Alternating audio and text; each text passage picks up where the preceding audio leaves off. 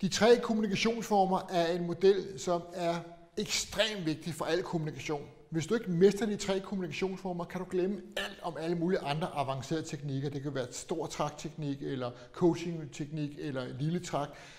Uanset hvad, de 3 kommunikationsformer er basic. Den består i, at du har et mål. Du har et mål for, at du styrer efter et eller andet. Så giver du information, efterfulgt at du stiller et spørgsmål, numsen af det, og så lytter du og observerer på den information, du får tilbage.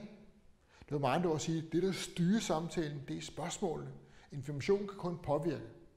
Den, der spørger, er den, der styrer. Så jo dygtigere du bliver til at stille de rigtige spørgsmål, jo bedre svar får du tilbage, og det er det, der gør, at du kommer i mål og når dine mål. Eksempel. Har du mulighed for at stille flere typer spørgsmål. Du kan stille et lukket spørgsmål. Det er der, hvor du har brug for at få en accept. Du kan stille åbne spørgsmål. Det er der, hvor du har mulighed for at få en masse information ind.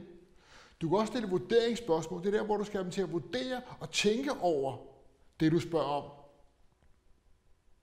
Du kan også stille tolkningsspørgsmål. Det er der, hvor du skal sige, har jeg forstået det her korrekt? Er du sikker dig, at du rent faktisk har tolket korrekt?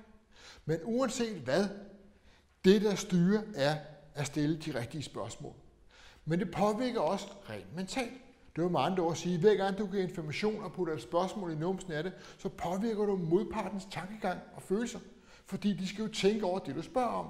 Og på den måde får du fat i tankerne og følelserne hos modparten. Og når de selv tænker det og føler det, så er det rigtigt. Så det er sådan, du styrer.